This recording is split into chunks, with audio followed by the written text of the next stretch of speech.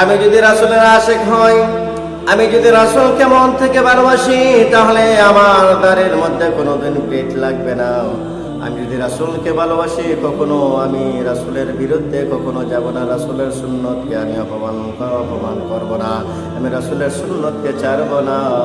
রাসূলকে ভালোবাসতে হবে, দুনিয়ার সব কিছু থেকে বেশি রাসূলকে ভালোবাসতে হবে। আমি রাসূলের আশিক দাবি করি, কিন্তু আমি একদিনও নামাজ পড়লাম না, শুধু শুক্রবার নামাজ আদায় করলাম, আমি কি রাসূলের আশিক হতে পারলাম? না না না, রাসূলের আমি আশিক হতে পারলাম না। রাসূলের উপর দরুদ পড়তে হবে। রাসূলকে ভালোবাসতে হলে রাসূলের উপর দরুদ পড়তে হবে, রাসূলের সুন্নতগুলো আদায় করতে হবে এবং দাড়ি রাখতে হবে। মুসলমানের পরিচয় হচ্ছে দাড়ি।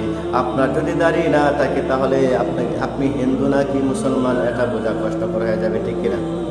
এই জন্যে আমরা দাড়ি রাখতে হবে, রাসূলের সুন্নতগুলো পালন করতে হবে। রাসূলের সুন্নতের মধ্যে রয়েছে বরকত, রাসূলের সুন্নতের মধ্যে রয়েছে বারাকা। আপনি রাসূলের সুন্নত যত মানবেন, তত আপনার জীবনে শান্তি আসবে, তত আপনি জীবনটাকে সুন্দরভাবে পরিচালনা করতে পারবেন।